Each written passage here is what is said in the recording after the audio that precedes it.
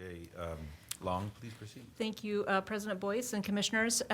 Today, with the administrative briefing, we have Justice Planners, the team that was contracted by the board to do an updated analysis of forecasting of the numbers of beds that may be required going out to 2049.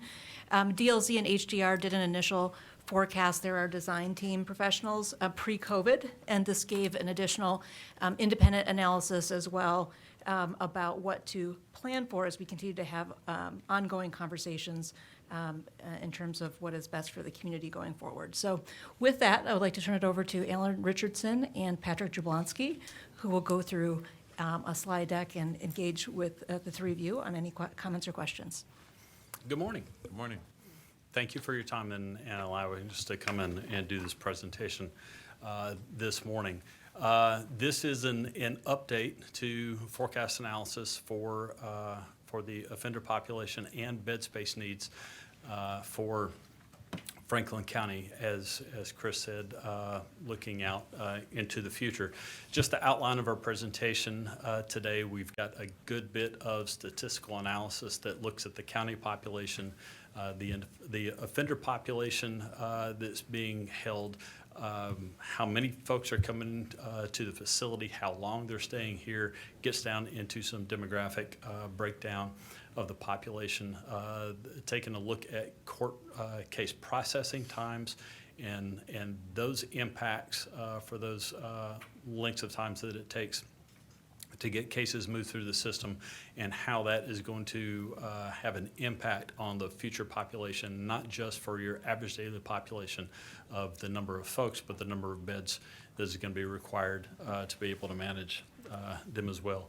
Really, the goal of this update, again, is to do a deep dive into the data, into the statistics, to really break down, again, who's coming to the facility, why are they coming, how long are they staying, and to use that information to forecast the average daily population, again, and bed space needs. And we are really looking forward to going through this and bring you up to speed. We do have a lot of slides this morning, and so Patrick naturally talks a little fast, but with some of the slides we're going to go through fairly quickly to be able to get you all the information in the allotted time that we have here. I would encourage you to stop us, to interrupt with any questions that you may have as we're going along the way. We would like this to be as informational as possible, as conversational as possible, and so if there's any questions along the way, please feel free to stop us and let us know, and we'll be more than happy to address those. So with this, I want to turn it over to Patrick, and he will get started with some information on the county population as a whole. Thank you. Good morning. Good morning. Good to see you all again. Yes, I talk fast. There's going to be a number of slides that I will skip through, not really to say those slides are completely unimportant. I think a lot of them are. It's just there's a number of them that don't really impact the math behind it, and I want to reserve as much time as possible to the more weightier topics of the slide deck. So you'll know when I get to those slides, and they're only going to be on the screen like 2 or 3 seconds. So with that said, and oh boy, lots of charts. So the first chart that we'll look at is the projected population for the county and also the region using the Mid-Ohio Regional Planning Commission's data. The growth for the county is projected to be 26% between 2020 and 2050. The black line is the addition of all the other regional counties. It's not the entire region. This is the regional counties, not including Franklin County. The growth rate of those counties is actually 31%. And the reason we include both numbers is that there is a percentage of individuals who get into the detainee population of the correctional facility who come from those other counties. And for us to do our due diligence in forecasting, we have to allow for the regional population because it does impact the population of this county facility. So we know that that there's for context, a growth of, say, 26% overall, we narrowed that number down to include really just the adult population, individuals between 18 and 65. Those are the folks who come to the jail in larger proportions. That's 99% of the jail's population. When we look only at that component of the county and regional population, the growth rate is slightly less, down to 34%. The final thing I'll note is there's not a direct one-to-one linear relationship between population growth and the size of the facility. So, as the county expands and attracts new business and say 1 million people move to the county, it's not that a certain set percentage of those people coming in will find themselves in the incarcerated population. So it's plays out in the math of the forecasting that I'll get to. So that's the context from the county population growth. There's a couple things that I want to touch on that determine the population growth of the entire facility, and so we have to look at the average daily population first. First, I must note that the Franklin County Sheriff's Office was phenomenal in terms of giving us data. We hit them with a 3-page single-space data request that had hundreds of items on it, and they came back to us with just about everything that we asked for in usable fashion, and they were phenomenal to work with. I wish that every jurisdiction that we worked with was as cooperative as the Sheriff's Office was. That said, we got extracts that allowed us to forensically reconstruct the population on every variable between January 2016 and mid-September of 2023, and then the Sheriff's Office staff was even cooperative in giving us last-minute updates and additions to the data, such that a lot of these graphs will go through the end of 2023. One little note, our reconstruction generally runs a little bit higher than the numbers that are kept by the detention center, the correction center. The main reason why is my data takes into account, our analysis takes into account absolutely everybody who is held. And so if the correction center uses a 4 a.m. snapshot each day to be their official count for the day, an individual who is booked in at 5 a.m. but leaves at noon doesn't show up necessarily on their data. We've got everybody in there, and so it translates into my numbers, if you compare them to the Sheriff's Office staff numbers, are a couple or 3 higher on a daily basis. The other thing that we have to acknowledge about the data is that there's a component of the population that is comprised of U.S. Marshals detainees. And so we have this black line that is the total average daily population on the charts that says ADP, and then we have the Franklin responsible population, which is a just slightly smaller subset of the population. One thing that I will return to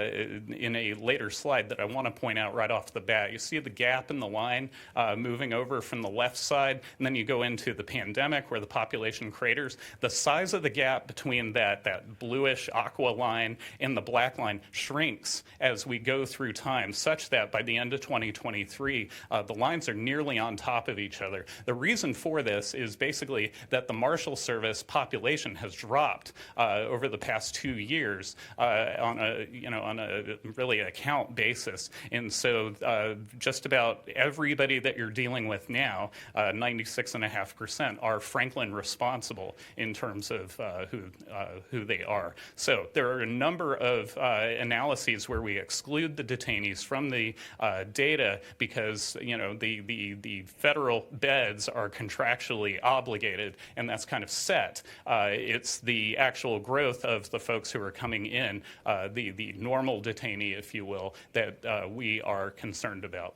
Did you look at what's the reason why the U.S. Marshals detainees have dropped?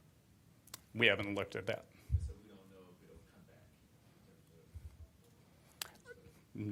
back. I have no idea. I believe there is a contracted number of beds to be held. Generally, there's a contracted amount that is promised, if you will.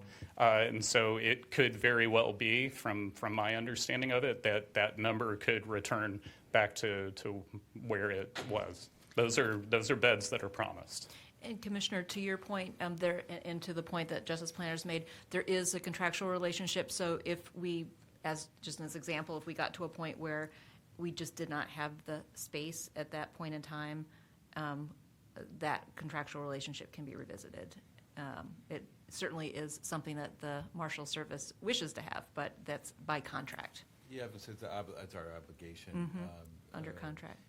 So we don't, I'll follow up with the sheriff's team. I know the sheriff is here as well, and his team, to see if they have a reason through the marshal's office as to why that number has been declining. yeah, and then I wonder with the population growth, I know you said it doesn't necessarily correlate, but with the U.S. Marshal detainees, I wonder if there's a correlation there where there might be some kind of increase that organically occurs because of the population. I don't know, but okay. Yeah. The part about that relationship that I find curious is Franklin County and the region are growing, yet the Marshal detainee numbers shrink, which to me, I guess spells some sort of enforcement or public policy or some other Yeah, I mean, that's what I was relationship getting going at. on. That's what I was Yeah. getting at. Did a policy change, or is it like, a post-COVID sort of adjustment that's still happening from a policy standpoint? Just- President Boyce, Commissioner O'Grady, Ken, do you want to go first? I do want to indicate that I think we did contract for lower beds while we were transitioning to the new facility. And so that might be artificially lower because of a contractual request to the Marshal partners to be cognizant of our shift to a new facility and the transition needs that we had. But I will follow up specifically, President Boyce. And they also, I was always under the impression that we don't have a choice with the U.S. Marshal detainees. President Boyce, Commissioner O'Grady, Commissioner Crowley, the county went into that agreement with the ability to negotiate the number of beds that we were willing to commit. We aren't under a federal mandate to be in that contract. It's an optional situation, and we a few years ago increased the per diem amount and agreed to a number of beds, and the U.S. Marshal Service indicated how important it was to have Franklin County as a partner. But that is a contract we have. One of the things I will say, based upon my communications with the Sheriff's Office on an ongoing basis on these matters, the U.S. Marshal Service detainees are a smaller portion, but they are a higher class. They're in a higher classification, meaning they're under the most stringent supervision compared to, what is the larger makeup of our average daily population. Can I ask a question? My stomach is growling, sorry, because I'm hungry. What is the average length of stay for the Marshal detainees? The average length of stay for the Marshal detainees is typically around 94. I believe it was 94 in 2023. Wow, okay. And then how many, I'm sorry, I came in late. How many beds are there, do we have committed or in agreement? My understanding from Chief Stobart and the Sheriff's Office is that the contract currently is for 125 beds. And the drop was a request, as Ken indicated, the drop in the number was a request that we made to not, so that the marshals have a desire to have more than 125. But the contract currently is for 125 beds. Okay. And on a daily basis, how many of those, for an average length of stay, is 94 days, you said? Yes. And then we have 125 beds. How many beds, I guess, on any given day are used? The average daily population for 2023 was about 57 for the Marshals. For the Marshals, though? Yes. Okay. This chart looks like a line. It's actually a series of dots. This is our forensically reconstructed number for each day between 2021 and 2023. In general, There is a slight increase that goes over time in the chart from January 21 until the holidays this year. The way to really see that is if you look at the little chart in the lower right where we change the scale, I drop it from a 0 point on the left side to a bottom, a basement, if you will, of 1100.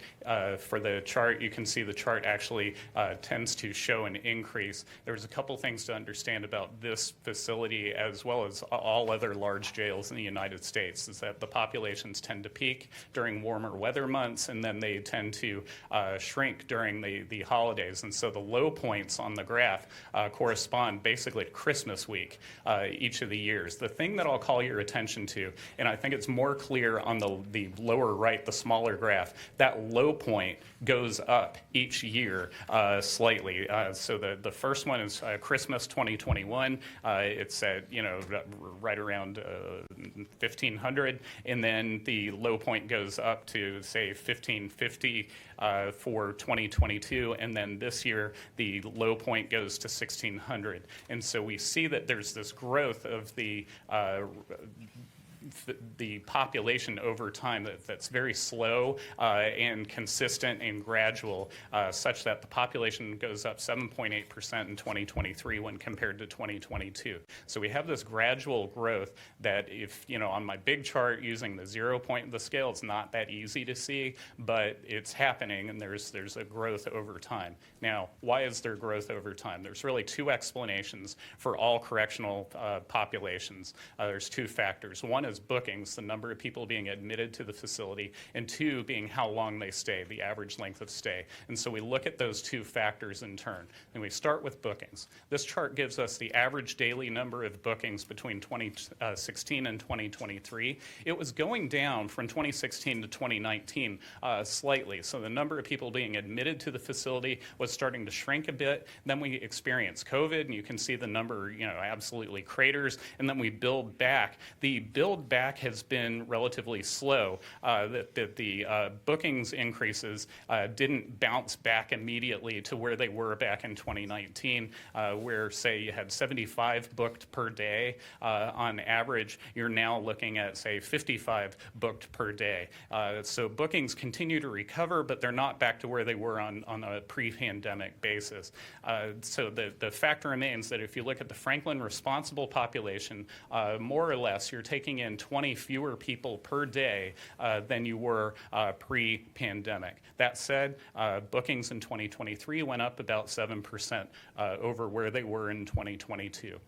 This chart plots the bookings chart against the average daily population. You'll notice I use two scales on the graph. There's a vertical scale on the left, which is average daily population, a vertical scale on the right being average daily bookings. We plot the lines against each other, and you see a fairly strong relationship. This facility is very much a function of how many people are coming into the facility, statistically speaking. They're relatively tightly connected before the pandemic. If you look at my trend lines, they sit on top of each other until really the pandemic strikes, and then we see some separation. What's at work here is our other factor. Average length of stay explains a lot of the disconnect between those two series. So we know something's going on with the average length of stay that wasn't going on before the pandemic. So bookings go up 6.9%, but the average daily population of the facility goes up 7.8%. Now, this chart gives us our daily bookings by gender, which is something that we take into account with the facility, but it's really not something I want to spend that much time on because I want to leave time for other things. But you'll see, the pattern between the genders is basically very similar. And females comprise about a fifth of the bookings. Here's an important slide. The number of, on an average daily basis, of violent felons coming to the facility begins to spike in 2023. When we were here in October of 2023, we learned of a statutory change making strangulation a felony in Ohio. There's other couple changes statutorily that increased other things to felony levels, such that the number of daily bookings of violent felons goes up. Where it used to be 4.5, you're now looking at about 6.5 or 24/7 per day, and this has implications for the population. We're about to see a slide in about 5 or 6 slides that shows that the violent felons are staying longer than other flavors of detainees coming to the facility.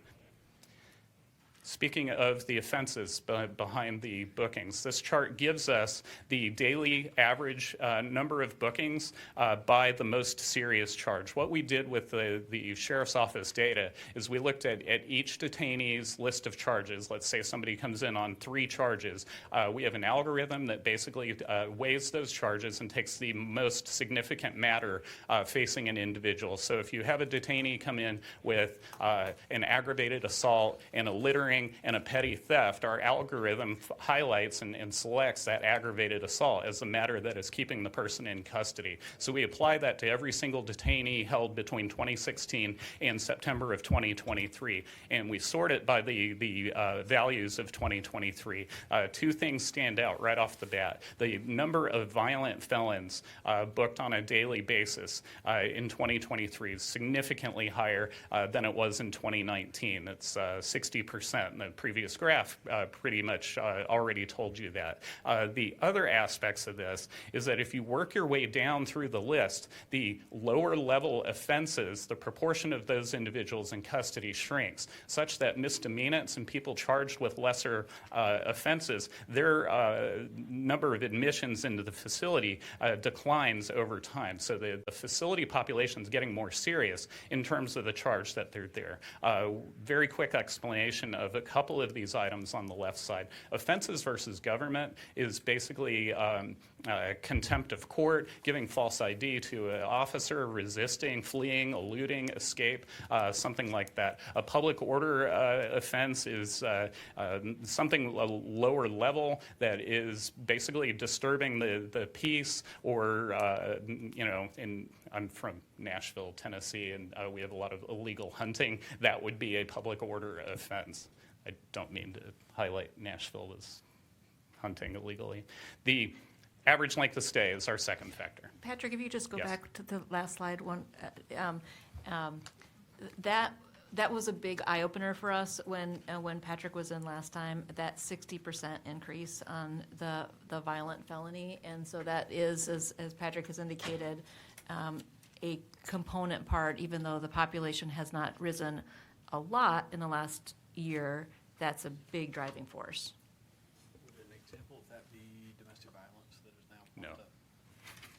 popped up? Domestic violence would be actually, sorry to shut my boss down like that, but if you look at offenses versus people, domestic violence is rolled into that, and so that falls in the middle of the group, and there's actually a reduction there. So that's your bookings by more serious offense. The other thing I'll highlight here is there's an increase in weapons felonies as well. So you're getting a brand of more serious detainee coming to the facility than you did before. Our other factor that determines the population is how long each detainee stays. Nationally, we've seen exactly this graph everywhere that we've worked, that as the business of the court slows and in-person jury trials completely shut down in various jurisdictions, individuals stay longer. The other thing is the vast majority of facilities in the United States pretty much shrunk their misdemeanor and lower level offense populations in the wake of the pandemic to hold only the people that they absolutely could not release, which meant that you have a more expensive detainee than you did before in terms of how long that they were staying. Do you have a question? I do have a question.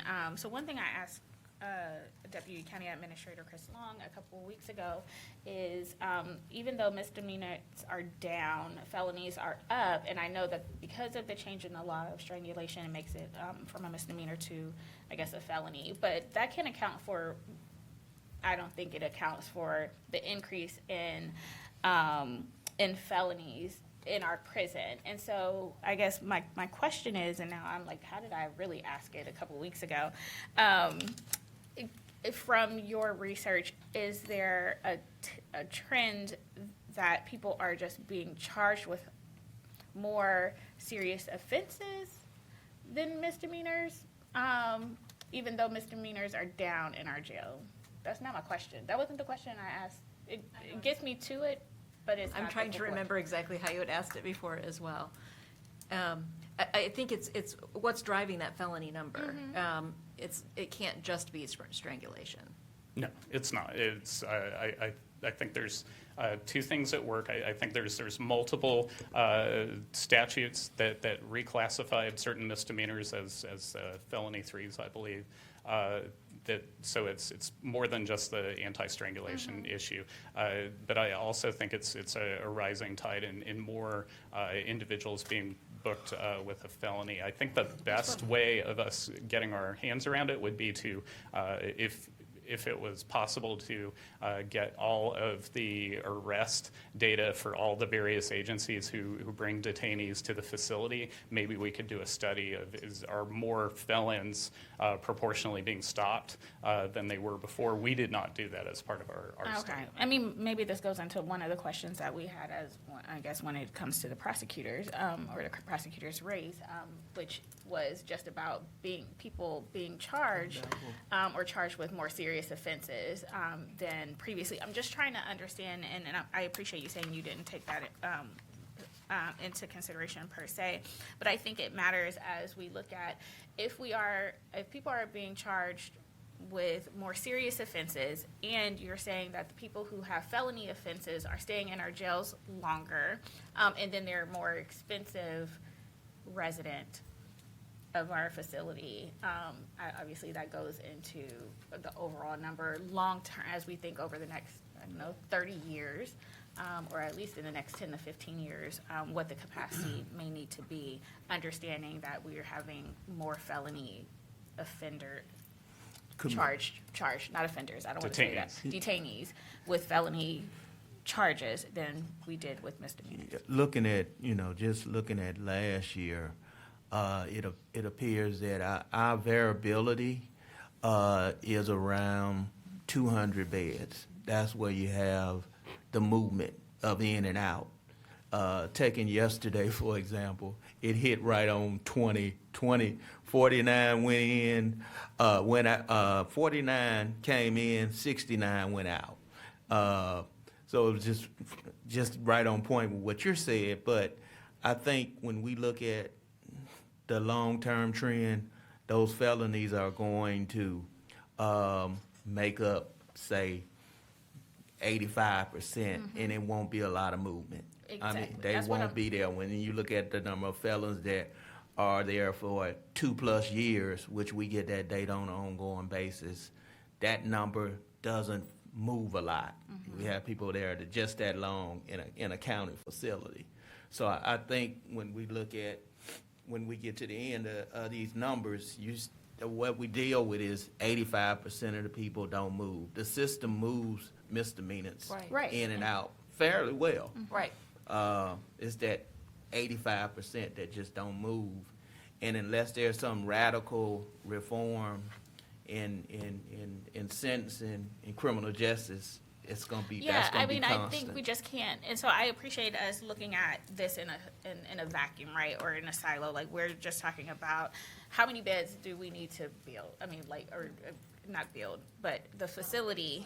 How large of a facility do we need to have to accommodate, not just today, but Right. over the years? And if we are seeing an increase in felony charges, and those people stay, we can't have this conversation just in Right. beds alone without talking to, Right. at some point, not necessarily here, but why it mattered for us to talk about what the prosecutor's role look like in charging or overcharging, being that these people are staying longer and they're not moving. Am I making sense? Yeah, there's a category on here that I don't understand that I think connects to what you're saying is unknown felony. What is unknown felony though? Is that, It's, what did I get charged with? In my data, and let me back up and offer what I hope is a helpful comment, is let's keep in mind that these data are basically what the individuals are charged with coming into the front door of the facility. This does not reflect what happens downstream in the process. You know, so this doesn't give you the proportions of, you know, what everybody post arraignment or at the time of case disposition, what they're facing. This is the I think, booking data. Janine Humber wanted to just chime in on one of the data points too that might be helpful. Thank you, Commissioner. Janine Hummer, First Assistant and Chief Counsel, Franklin County Prosecutor's Office. As the discussion moved forward, I actually pulled some information that I think would be helpful given Commissioner Crowley's statements. Recently, we have been tracking the increase in strangulation cases, and just by the data we have from our office from April to November, the end of November, there was 535 cases filed across the county, which accounted for this massive increase. I share that only by saying that when we initially saw that change in the law, we did not, in our office, anticipate that many cases being filed, and we were struck by the massive increase. One, pointing to what we can believe is very important, that these incidents are happening in our community. Right. And victims of domestic violence, but the increase definitely affects the housing issue because they are felonies, and the municipal court judges are addressing them based on the domestic violence felony rules. Well, and Commissioner Crowley, Thank to your point as well, and Commissioner Boyce and Commissioner Grady, I promise we'll get back to you, Patrick. But one of the things that we've started to talk about as well is to see if we can have Alan and Patrick come to the Criminal Justice Planning Commission and other spaces that talk about the entire process of how someone ends up in our corrections facility before they're even arrested, once they're charged, and have the data so that law enforcement, prosecutor, public defender, others can engage in this conversation and see what is literally happening in our community. Well, I think it goes to also not just the planning committee, but the jail population review committee. Because if we are having more F1s, 2s, or 3s, then maybe depending on the F4 or 5, maybe there are some F4 or 5s that don't need to be here, but can be in some type of other program based on, you know, the categorization of the felony. So Looking at this, it looks like between 2019 and 2023, 25%, I'm sorry, 2019, 2023, 25%, 23%, I'll have glasses on. Again, an unknown felony. I don't know what that is. Like, is that, like, is there a, Unknown, you know what I mean? Like, yeah. I'm just trying to figure Yeah, out what is absolutely. an unknown felony? Unknown felony is coming out of the data that I saw. Yeah. That's the description of it. It comes to me as unknown felony. Yes. okay. A special felony. Yeah, but I guess Yeah. I think that's, you know, all these are important because at the end of the day, we're looking at trends that populate our facilities. And as we're thinking about projecting in terms of what we're going to, how many beds we want to have, all of these things are important, particularly policy changes or law changes that I think we don't have the option. It's not the judge. It's not so much the judge's discretion to release someone or whether or not they will be kept in the facility until their first hearing or whatever. But to me, I think the bottom line is the trend seems to be upward as opposed to downward in terms of policy changes that will populate our jail. That doesn't seem to be working in our favor, the opposite direction. Yes. All right. So, average length of stay. It's higher than it was before the pandemic. If you look at the table in the lower right, we're operating full year 2023 is just a shade under 30 days, which is an improvement of what was happening post-pandemic. We'll get into why in a few slides. The median length of stay, not to take you back to like 8th grade, but basically what I did for each one of those years is we looked at everybody who was released, say, during 2023, and we made a list of shortest stay to longest stay, and the middle point of that data would be the median. You can see the median here is 4.3 20.3 days. Quick editorial note, this average length of stay, the mean average length of stay of 29.9 days is excellent. We're seeing in a lot of the places that we work with 50, 55-day average lengths of stay coming out of the pandemic, where jurisdictions are still working through a lot of their pandemic issues. Your average length of stay as a county before the pandemic was a model. It's excellent. It's really what it theoretically ought to be in a well-functioning criminal justice system. However, weirdly, oddly, the flip side of the coin, I think, is true for the median length of stay. The median length of stay, typically the rule of thumb that we use for a well-functioning criminal justice system is in the 2 to 3 day range. The only explanation I can offer for that disjunct is the system is processing cases overall very well. But at the front door, perhaps, there is an opportunity for growth and progress. Maybe, possibly, theoretically, increasing releases in the first 72 hours of stay is fruitful for some system changes. Just generally, we look for a 2-day median length of stay. We're working with a somewhat smaller jurisdiction right now in the Southeast that has a mean length of stay of 50. But their median is 2.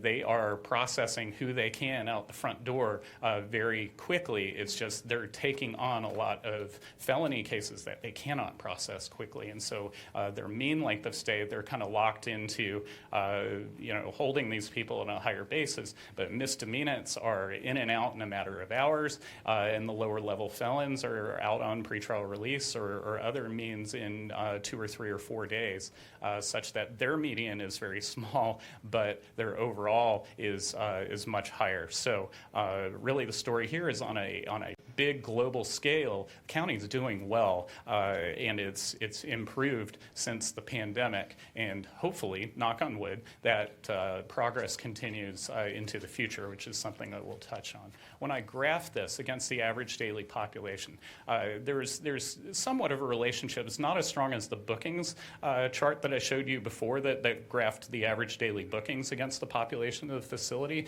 However, the relationship between these two actually strengthens a little bit in the last 12 to 18 months. Average length of stay is 26% higher than it was pre-pandemic. If you do the arithmetic on this, if you got the bookings back to where they were 5 years ago in 2019 and then applied the current average length of stay of just shy of 30 days, the population of the facility would go up to 2,300. So that's one of my concerns as a forecaster is if bookings continue on their path to back to where they were pre-pandemically and average length of stay, if it stagnates at 30 days, the forecast that we're about to talk about will miss on the low side significantly. I don't think that's going to happen, but that is something that could definitely happen that we are concerned about. So really, the bigger predictor in this facility's population is the admissions. Average length of stay is significantly important, and it's a determinant of the population. Historically, it hasn't been a very strong relationship. However, that has changed in the last 12 to 18 months.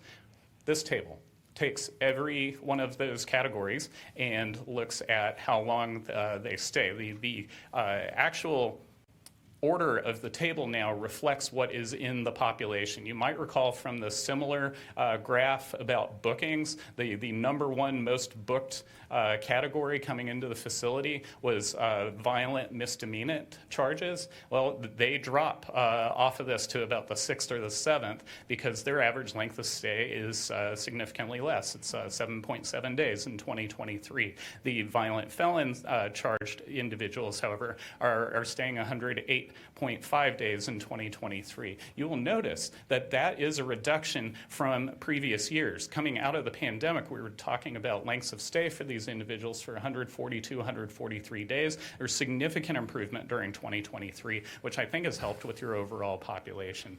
We're seeing, one of the cautions on this bullet are reminders, essentially, that I think is very important to file away, is that the more serious the charge, the longer the length of stay, which is logical, but I want to make sure that everybody hears it, because when we are talking about individuals with more serious charges being admitted to the facility, it's going to put pressure on the average length of stay to grow. And then, the bottom right bullet here I think is very important. If you're taking in, say, 2 extra violent felony charged individuals per day, and each one of those folks are staying greater than 100 days, that is an expensive inmate, expensive detainee in terms of the jail resources, the jail bed resources that are there. So that's your population determinants. Now, a couple slides about actually who is held, and I'm going to race through a couple of these because they're good facts to know, but I don't think they necessarily impacted our forecast necessarily. The first one is the average daily population by gender. It's generally about 13%. That's about what we stay. Now, if you recall, the female proportion of individuals coming to the facility is about 22%. The reason why they're only 13% of the overall population, as explained in the lower right table, is females. About everywhere we've ever worked, with the exception of one place in Minnesota, females stay longer females stay shorter than males by about half, which is about what we see everywhere we've gone and all throughout history. So that's the gender story. Race didn't really play into account with our projections. We saw no reason for it to do so. You'll see that the proportion of black individuals in the population has grown over time, 52.7 in 2016 to 63% by 2023. So there's a gradual growth there. It really didn't come into bear with our forecast numbers. We graph out the average length of stay in the bottom right. The average length of stay, there's a disparity of roughly a week between white detainees and black detainees. And again, sadly, that is something that we see everywhere that we work. Again, it's something that's important to know. Commissioner. Were you done with your thought? Yes. Okay. So 2 questions. When it comes to the females and their length of stay being shorter, are the females being charged with lower level charges than the men? Generally, the felony proportion of charges for the females is lower. Okay.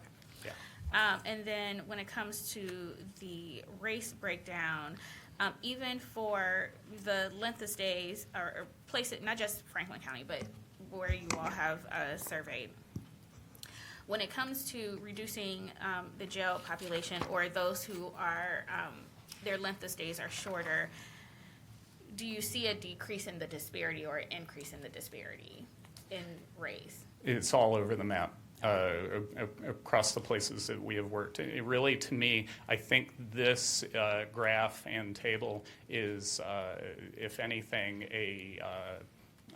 evidence of really socioeconomic disparity. That frankly, if I, knock on wood, detained today on my way to the airport, I have the financial means to bond out, get other ways of release that might not be available to a person of color, frankly, just because of socioeconomic circumstances. We did a pretty in-depth study in Madison, Wisconsin, and Dane County of this very issue, where we leveled the data to compare people of color against white detainees for the same set of charges and same criminal histories. And it came down to a financial issue. That even though that jurisdiction operates with a set bail schedule such that my bond is the same as a person of color's bond, was not, proportionally not as difficult for me to make the $500 bond, but at least in Dane County, I suspect everywhere else, that $500 bond Right. is a, It's significant, yeah. yes. Commissioner, if I could just really quick, going back to Commissioner Boyce's policy question. On the report, it says generally males stay twice as long as females. And we don't have to do it now, if we can kind of really dive into that, because as we're setting up our men's initiative and being preventive and addressing some of the social economics that we know females go through as well, I would like to be more proactive as we are diverting dollars, but also policy issues that impact men in this regard as well, when we're standing this up. Yeah, I think it'd be good for our conference, maybe a component of the conference that allows us to sort of dive there a little bit. So that'd be great. Age, not important to the study. We'll go to, if you can skip, if you're following along, to slide 24.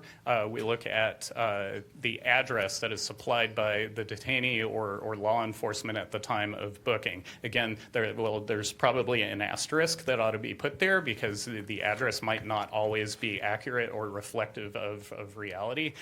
From time to time, it's been known that people lie, but generally upon identification, you get fairly decent data regarding the address of the individuals. Not surprisingly, the vast majority of the population of the detention center, the correctional center, is Franklin County. Then you have a significant component of individuals who are at least listed as being homeless, and really a surprising proportion to me that I don't really recall seeing that in other places that we've dealt with. And then the other components of the chart that we have there that are a little bit hard to see because they're smaller is elsewhere in Ohio, outside the map that's in the lower right. So if somebody from Cuyahoga County ends up detained, they fall into that elsewhere in Ohio bucket. Somebody coming in from Madison County will fall into the bordering/regional county bucket, which typically operates at about 3% of the population at any given time. So that's the population that we're dealing with. It's mostly Franklin County. We do the same charge analysis for the average daily population. I'm not going to spend too much time on this. It's just the vast majority, the plurality of the population or individuals charged with violent felonies, such that it's about 2/5 of the population at any one point in time. You can see their growth in this chart. The red line is individuals charged with violent felonies. The other main categories are down below, and you can see that those trends are not that remarkable. It's the growth of the violent felonies, which we've already talked about. The misdemeanor average daily population, I think, is important to consider. It was dropping between 2016 and the time of the pandemic. The pandemic craters that population down to where it's about 150 in spring of 2020. Then it rebounds at the end of 2020 and sits currently at about 200 individuals. It continues to decline. It's just the rate of the decline is relatively slow in the past year. So you have fewer misdemeanors than you did 7-8 years ago, and certainly 5 years ago, and that population is shrinking a little bit. We did an in-depth study of who the misdemeanants were in the spirit of trying to figure out, is there an alternative to the correction center for these individuals? And so we studied everybody's custody level, their charge, their case disposition information. We did not have access to criminal history, which if we did, I think would have impacted the analysis. But basically the story is this. We began with an average daily population of 213 individuals. We applied a charge logic that was saying, okay, who is not suitable for a lower security option for housing? And so to us, that removed individuals who had violent charges, restraining orders, custody violations, sex offense charges, and weapons charges. When we eliminate those individuals, the remaining average daily population falls to under 100.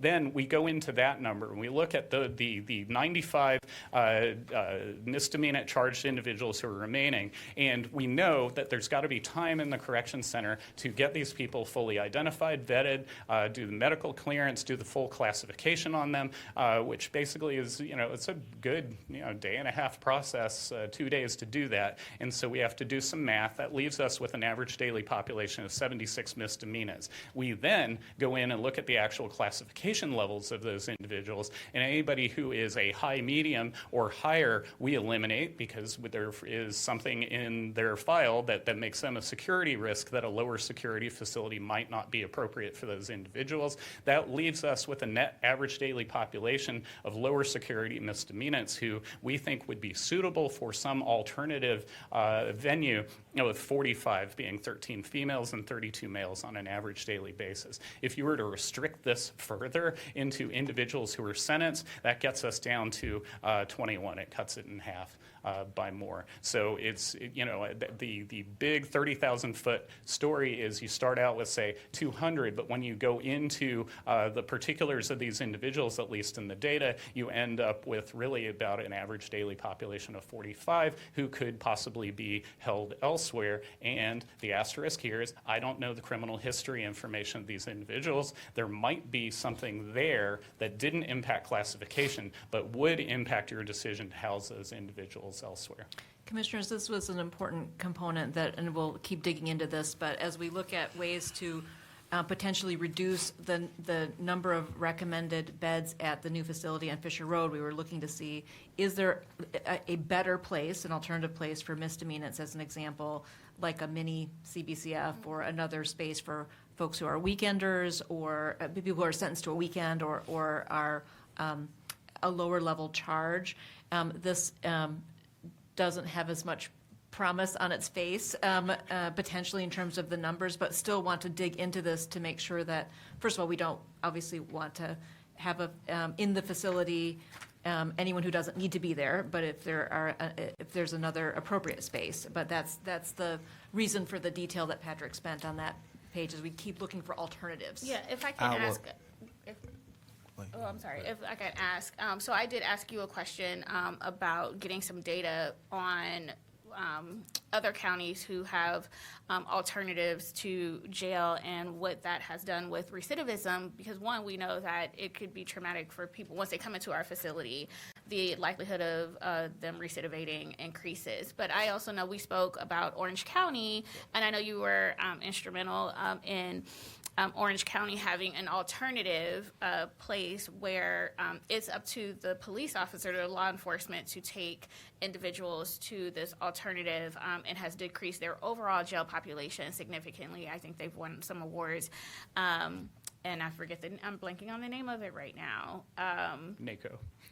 There you go. And so it's not just people that have mental health issues. It's based off of what they were arrested for, but the LEO gets to make that determination, and it has been significant and was highlighted when we were down in Orlando.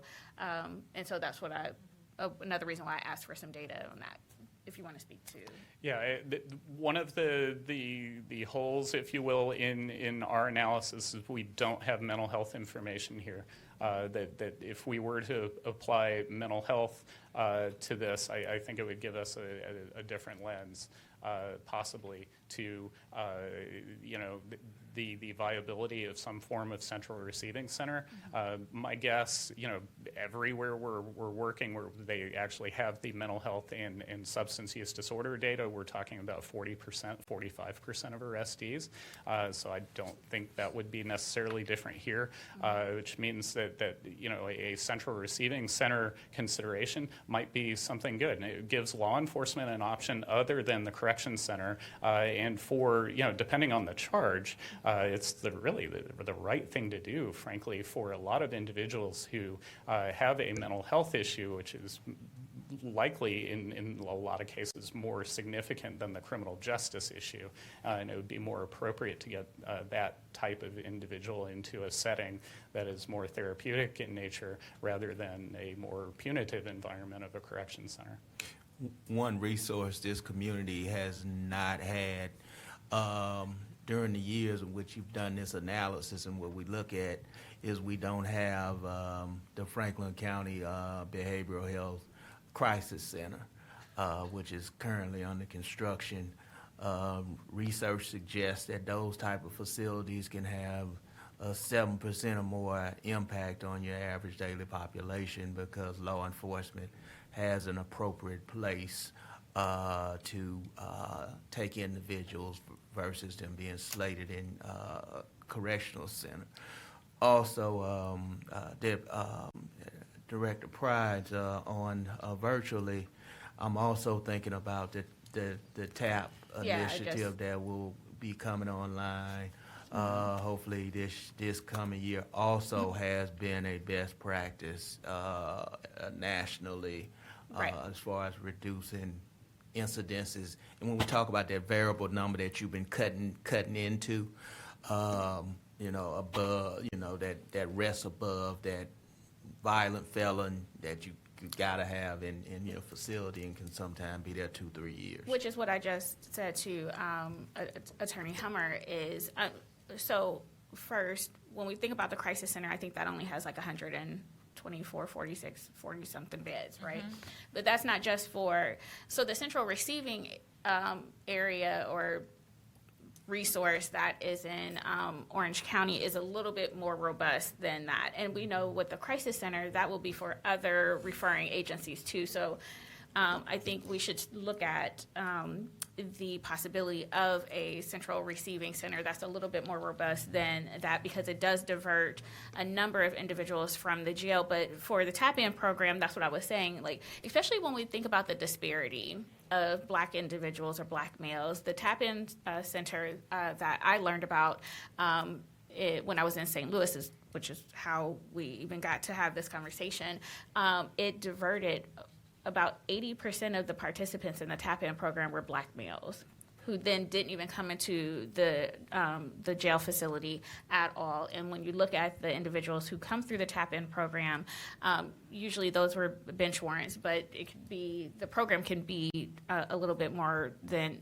just that. But the likelihood of those individuals even recidivating decreased dramatically. So if they don't even have to come into our facility at all, one, that's wonderful, whether it's tap in or through a central receiving area, which would help with our jail population as we continue to grow. So these things are, I would say, a both and, not just like we have one or another. I'm glad you said that, because that's really what the point I want to just drive home, that it can be both. That I think we're just not at a point where we can go down one direction. It'd be great to be in that. We haven't done the sort of work in the rearview mirror to be in that position. But I see, I'm really glad you said that, because I see both at a high necessity. The other thing I want to just jump in and throw out is anytime somebody walks through the jail's doors, they're in crisis. And there are levels to it, And I think even with what I know about those reception centers and those diversion programs, I'm a huge fan, but I also want to make sure that even at the folks who go into the jail are getting the crisis attention they need as well. So to me, that's why it's both, because you can still build a facility that's large enough to accommodate the need of the broader region, but also be very serious and intentional about recidivism and diversion and recovery and access to mental health. And so we have an opportunity to do something that is different and can set the stage for the next 50 years in Central Ohio right now. And so to me, that's the key. I know we've got a lot of data to cover through, but it really just comes down to, do we need the beds, and what else can we do to policy-wise and Yes. programmatically to address it at the same time. And I feel like we've been talking about this since we started building the new jail, and I don't feel like we completely hit it. Oh, no, I know we've done some stuff with JPP. That's great, but it took us a while to get there, to get past just the jail, just the beds. And so now we have an opportunity to go to the next level. And I don't know much about the TAP program, but it sounds perfect. It sounds like something that, since we're having this conversation about facilities, why not do both? I just have a really quick question, if I could, Commissioners. The TAP program, the Crisis Center, the Universal Intervention Center that Commissioner Crawley is talking about, I don't know the exact term, based on your data and research, when all those things from models from across the country, when all those interventions are put in place, how long does it take for a community to see impact? Once those centers are operational, a year. I think they need to be up and running for about a year because everybody's still got to get their wheels under them.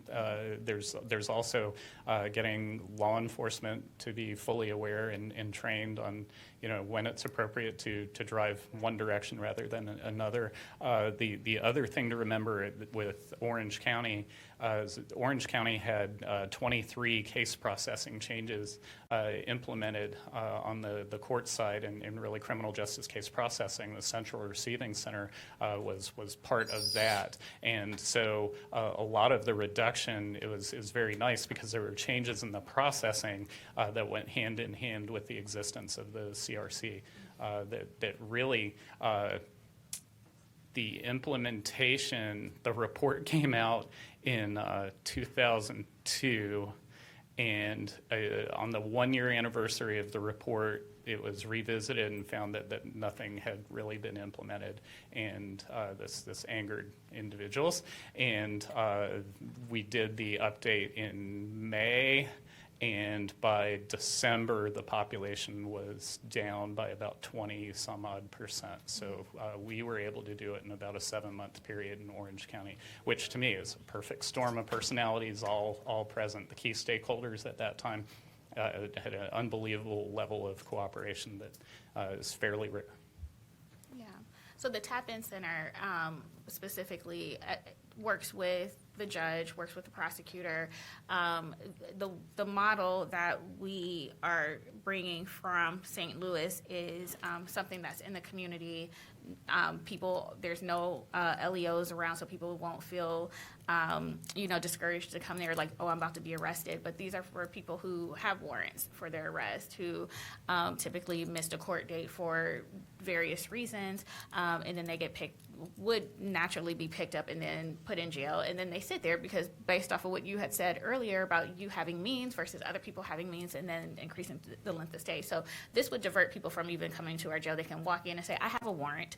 I know that if I get picked up, I'm going to be in jail. So they work with a community partner and the prosecutor and a judge working collaboratively. We see the same thing with the jail population review committees, that it isn't just staff or staff from JPP. You have to have the city attorney, the prosecutor's office. It is a collaborative effort. It only works when we are meeting weekly to talk about why people are in our jails and how long they've been there and who doesn't need to be there, and working out a deal for them to leave.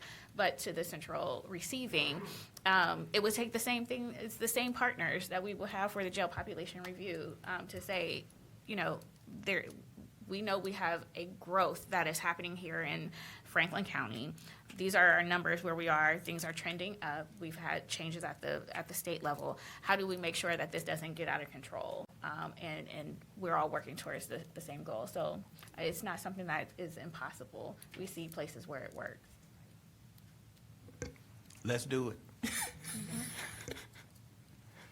I would just add too, I haven't had an opportunity to go and see some of these other locations, but I'm interested if we're going to go down this path. I know the value, but if we're going to design something, I want to be engaged with it, and I think it would be a worthwhile investment for us in a deep dive kind of way. And it really gets to our Rise Together. I mean, it really is at the core of our value set for Rise Together too. So Yeah, that would be great. Another factor of the population that is very important for considering options down the road is the risk level presented by individuals in the facility. Our forensic reconstruction of the jail's data allowed us to look at every single individual's classification levels, which change from time to time because of reclassifications or events within the facility. And so we were able to reconstruct at any one point in time across a 7-year period of what the classification levels were. So if you were to tell us at 12 o'clock on April 3rd, 2018, what was the classification level of the facility, we could actually tell you that. And so based on the our reconstruction, the modeling looks like this. Essentially, the red bar, that red segment, are individuals who are high close custody. There's significant security concerns. You can see that proportion has grown just less than 3%. It's approaching 6% in 2023. The next bar are the high mediums and the mediums. Was 2/3 of the facility. It's now over 3/4 of the facility. So it's not just the charge levels coming to the facility that are a concern or an indicator that there's more serious individuals being held in the facility. It's also the classification levels. And then you can see the minimum and below custody proportions for males dropping over time, such that what used to be 30% is now about 1/8 of the population. The black bar are individuals, it's what we call new. These are individuals who come into the facility and they're bonding out before that they get classified. It's completely normal for that to occur. And you can see that proportion is relatively stable across time. There will always be people who secure their release from custody before classification finishes. So the takeaway here for males, the proportion of lower custody individuals has fallen over time. Same story. This is just basically a graph of that, and you can see what the actual counts are of the population. We've already addressed it. The proportion for females is the exact same story, that the high and close at 2.2% and goes up to 6.4% is more serious for females as well as with the males, and you can see the graph there. The red line is showing a slight increase. Really, the decrease, though, is that blue line with minimums and lower custody females. A lot of facilities have individuals who we call long stay detainees. These are individuals who are held for 365 days or longer. There's when we took a snapshot of the population back on December 31st, you had 61 individuals in custody for over 2 years. There's 24 who have been held over 1,000 days. The simple reason is they're awaiting adjudication, they're awaiting disposition of their cases. This is not unique to Franklin County. Again, we're seeing this everywhere that we work, and frankly, we've seen the proportions a lot higher elsewhere. The proportion of people held over a year, it's lower than what we had in other jurisdictions, but it's also lower than when we did a first pass of the data back in September. The number of individuals who fall into that orange or red slice of the pie has dropped, and again, these numbers don't include your Marshal Service people. Recidivism. We did a study of Franklin County to Franklin County recidivism. Here's how to read this table. Let's start at the top. The year 2016, 29,735 bookings involving 21,000 and change people. So you have people who are booked more than once during the course of the year. We counted of those people who returned within 3 years. So of the 21,723 people in 2016, 11,486 returned within 3 years. It comes out to roughly 53%. Over time, that proportion has declined. I have to say that this is a little bit lower than what we see in other jurisdictions, which is typically in the mid-50s range. So, good on you for doing various things in the system that the proportion here is lower. And again, these numbers are through late September when we did the bulk of the data drilling on a charge level basis, and also the recidivism study itself. So that's recidivism. Any questions about who's in custody? Excellent. One of the big drivers of average length of stay is how long it takes cases to go through the courts. And so what we're seeing court case backlogs post-pandemic everywhere. Franklin County, no exception. However, the clearance rate in Franklin County is very much improved in 2023. In a lot of ways was a very good year for court case processing in Franklin County. county compared to pre-pandemic and post-pandemic. Clearance rate is basically a comparison of the cases disposed versus the cases filed. And so I've got this red line that's a little bit hard to see at the 100% mark. If you're above the line, things are going well. If you're below the line, you're having cases add. Where it becomes important is that if you look at filings in the time between filing and disposition to calculate the processing time. So I've gone to slide 40 here. If you look at the processing time of cases, they are coming down post-pandemic such that we're very close to the processing time in days of what existed back in 2017. Now here's what's really important to see. If you plot the processing time, which is the left side axis, the left vertical axis, against the average length of stay for the facility in red, they ride on top of each other for the last 2 or 3 years. This is why my average length of stay versus average daily population chart in the last 12 months starts to show a relationship that did not exist before. The case processing time with common pleas has improved, which is suppressing the average length of stay of the facility. And I think that's very good news. If common pleas continues their progress at processing individuals through the courts more quickly, that's going to suppress average length of stay, which will keep your population in check, which hopefully will offset the bookings increases that we've already mapped and dealt with. So it's very good news. One of the things that has impacted this is this chart. Red line are individuals who are sentenced to community control. I'm guessing that that's probation and other means of looking at individuals post-sentence. The incarceration sentences proportionally have declined just a little bit, but more individuals are going out on community control. That means, in a lot of ways, the average length of stay drops for the facility as more individuals secure probation. So, Can I ask a really quick question? yes. Do you have the categories for the recidivisms? Like, what is the highest recidivism? Why are they being recidivized? Is it guns? Is it? I don't, but I could. Could you find that out for Yeah, us? That would of help. course. That would help us a lot. Yeah. You're right. We'll get it. Thank you. Yes. And I imagine you'll want to know who they are, too. Absolutely. Okay, we'll do a full. All right, so we've learned about the factors, we've learned about the population, we've learned about the factors driving the population, we've learned who's in the population and why. So now we turn our attention to the forecasts of the population. And before I show you the forecast, a couple disclaimers.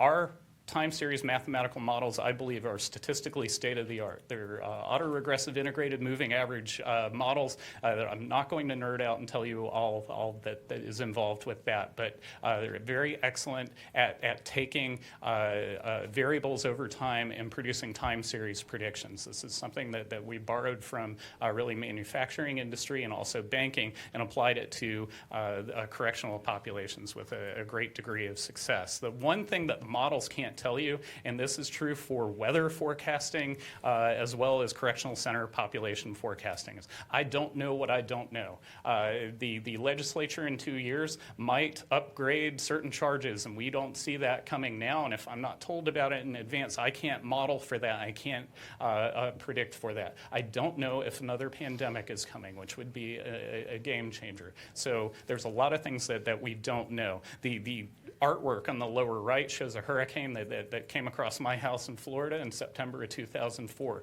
I do that essentially to tell you two main things. One, the weather forecasters never saw this coming ashore for about 10 days. We didn't think it was an issue. The hurricane was going out to sea. And then some upper air level patterns changed that nobody knew was going to change, and we got a hurricane about a week later. The second factor is if you look at the yellow cone of uncertainty, the longer you go out with the forecast, the more uncertain a forecast can be. In this case, we're looking at a spread about 4 days out of a hurricane going between Apalachicola, Florida, and Cape Hatteras, North Carolina, or Wilmington, North Carolina, I guess, which is a certain spread. So those are my two disclaimers. Now, that said, here's the forecast. The black line is the actual average daily population on a monthly basis from 2016 up through Christmas, New Year's Day of 2024. The blue line looks like a cardiac monitor line, is the forecast model itself. The reason it looks like a cardiac monitor is that your population goes up during the summer, it goes down during the winter. Our mathematical model expresses that. We could smooth it out, but basically you get an idea of the spread between the low days and the high days. We see basically a increase in bookings continuing, being offset a bit by the average length of stay, improvements in criminal court case processing improvements as well, such that we don't see the population really returning to pre-pandemic 2016-2017 levels really for about a 10 to 12 year period. We do show an increase in the proportion of females in the facility over time above where they are now. A quarter century from now, our forecast model shows on an average daily basis the population to be 2,088. That's an average, on an average daily basis. Some days would be lower, some days would be higher during 2049. Again, this assumes that nothing changes from the way the criminal justice system and the public policy landscape existed on New Year's Day of 2024. Because Alan and I are good at math, and in doing this, we don't have crystal balls in terms of what public policy is going to look like. One thing that needs to be said, I think, is perhaps you saw an earlier version of our forecast where we came with a lower guidance for the forecast, and the two main things changed. First of all, we changed what our source of population data was to the MORPC data, which shows a higher rate of growth for Franklin County and the region versus what the state is showing. Our original modeling used the state data, which showed a lower rate of population increase for Franklin County individuals between 18 and 65 years of age. The MORPC is significantly higher. That drove our models higher. The second thing that happened is when we initially built our models, we did not think the existence of the U.S. Marshals detainees population was that important a factor in what we were doing. And when we decided to pull them out, what we discovered was the decline of the U.S. Marshal Service population was really masking some things that were going on at a greater rate with the Franklin responsible population.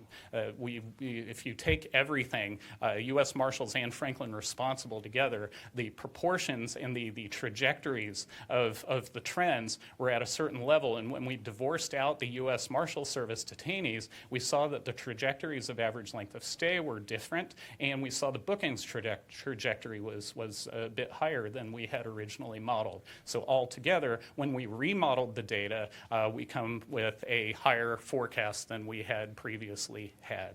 Now, these are averages. There's a couple things that we have to consider when we talk about actual facilities. There's two numbers that need to be added to that average to translate from people to actual beds. The first thing that we have to do is we look at what we call peaking. It's that heartbeat effect, right? That the population is higher at the end of the summer and early fall than it is Christmas week. And so the facility needs space to be able to accommodate days where the population is higher than others. We have a way of going through and calculating the peaking factor. We did it for females as well as males. You can see it's 17.7 for the females. It's 6.8% for the males. That gets added on to the average daily population that we have.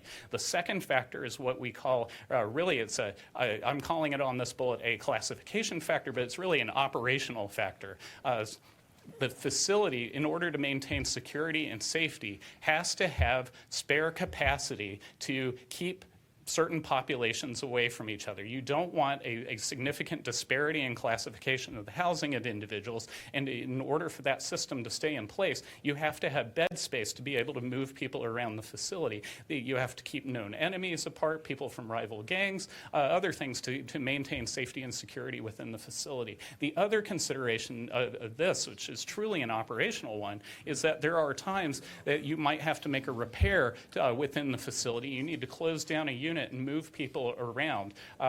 In order to conduct routine maintenance or emergent maintenance, you need bed space capacity to be able to shift segments of the population around from time to time. We actually, because of the quality of the data provided us by the Sheriff's Office, we were able to actually look at everybody's classification levels on an hourly basis across a 2-year period, and we calculated what the variance was for each of those classification areas. And it boils down to a classification factor.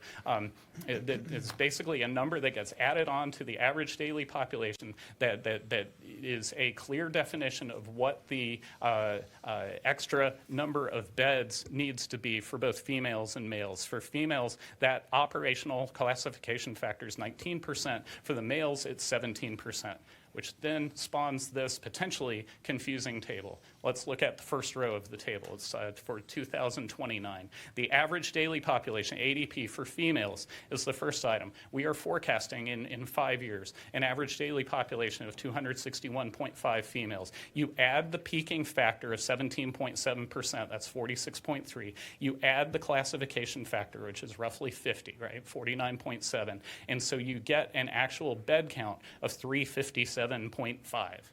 So the population of females, 261.5 on a daily basis. However, we know it varies up and above and below that number. We also know that there's internal variation where you have to have capacity within the facility to safely and securely house those females. We know that proportion, so we add that and we come up with a bed need of 357. We do the same thing for the males. We start with the average daily population of 1628. We end with a bed need of 2015. All told, for 1,800, let's call it 1890 people in 2029, you need 2373 beds to safely and securely house those individuals. So the bottom line is expressed really in the sentences that appear under the table.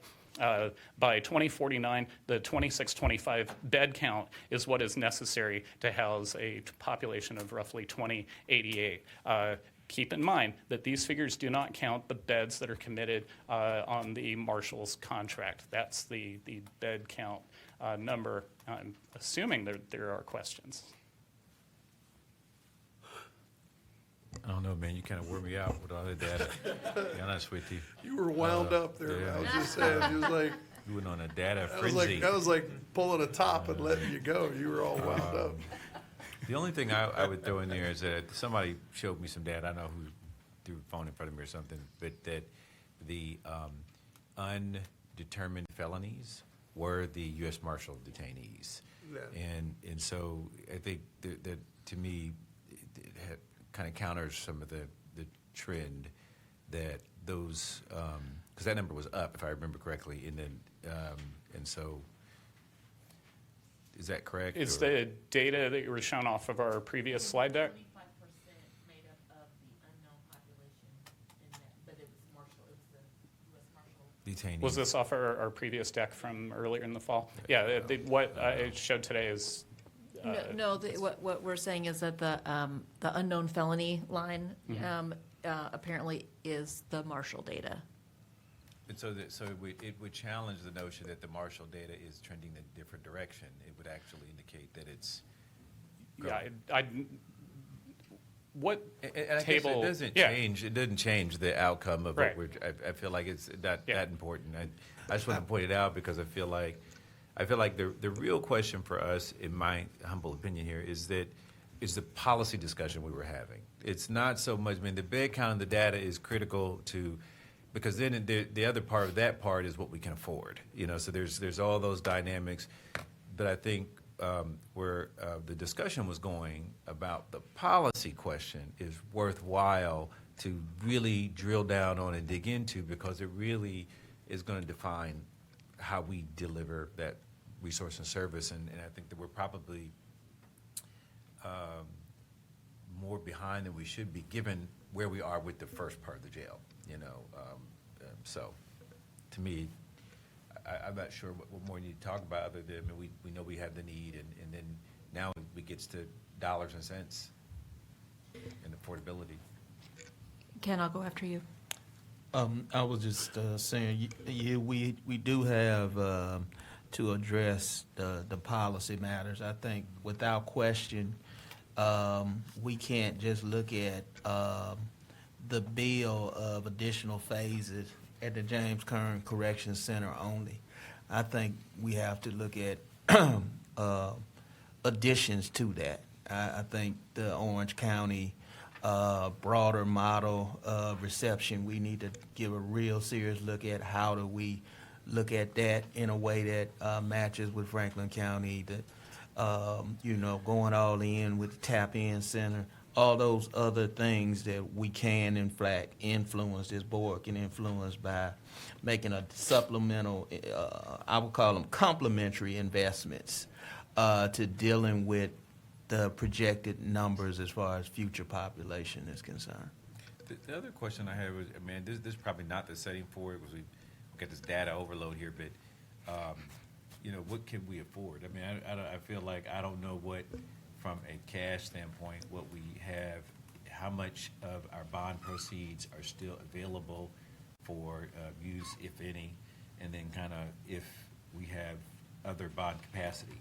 I mean, I want to get into those other, no, I mean, it's not for this setting, I'm just saying, to me, those are Yes. questions I'd like to kind of drill down into a little bit. Absolutely, Commissioners. Yes. And what we'll do is, in the near term, set up a further conversation, not only about what you just said, President Boyce, about the capacity, but also taking this data and the conversation, because right now, just as a reminder, the current phase of the corrections facility will be done and ready to be occupied here shortly. That will give about a little over 1,200 beds total. We are averaging around 1,650, 1,700 average daily population of individuals in the correction center. We've just heard, obviously, there's a peaking and classification number even now. But part of the conversation that we'll want to have sooner than later is what numbers we would like to have our design team build towards, so we can get cost estimates and come back to say what is appropriate, coupled with all of the other strategies that we're talking about. Because again, we hear the three of you loud and clear, we don't want to build more than what the community needs, but we also want to give you good data in terms of what that looks like. So this is a jumping off point of having current information to come back with those conversations, in addition to the costs, as updated costs on what continuing as is with Jackson Pike and staffing, et cetera. We want to bring all of that to you, so you literally have data in front of you on a cost analysis on next potential steps. Can I ask a really quick question? Based on, there's a policy conversation, there's a cost conversation, there's an analysis, predictive analysis on how many beds. In your expertise, have you seen across the country where people have, or communities have been preventive with messages? And I asked this question. You said that the numbers increased during the summertime, right? Yes. And that's for several reasons. And I guess, I know this is kind of like a pie in the sky conversation, just go with me, because I'm just trying to think of prevention. If I know that I'm a female and I'm more likely to go to jail in the summertime because I drink coffee on Tuesdays, our community is saying, don't drink coffees on Tuesdays because there's a higher chance of you going to jail, so they can keep their numbers down. Is messaging and educating community on in addition to policy? Have you seen any of that? I don't see many communities Okay. that engage in proactive messaging like that. I Who mean, goes to jail in the summertime? Like, what is the demographic?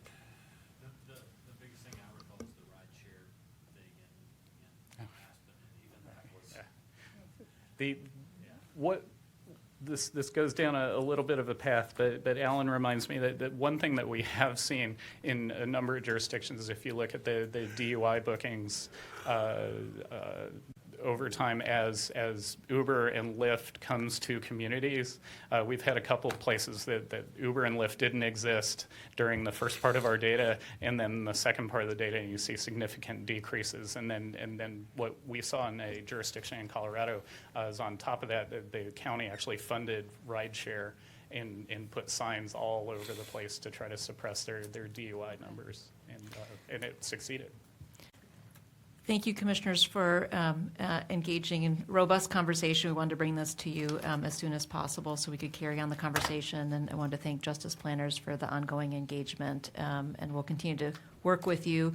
As you know, you've contracted with Justice Planners to continue to do snapshots, but also engage as we go through the planning process as well. And I know on the screen or online, an active engagement is the HDR and DLZ, David Bostwick and Eric Ratz and others who have been intimately involved in back and forth conversations about what these numbers look like on the design team with DLZ and HDR. So much appreciation to everyone, and thank you, Commissioners, for the time and engagement. We'll be having many, many more of these conversations in the near term.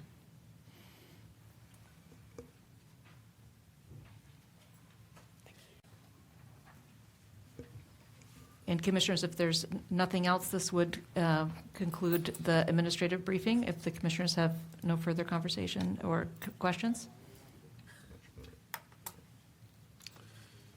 Thank you. No, I don't. No, it's, the meeting's over.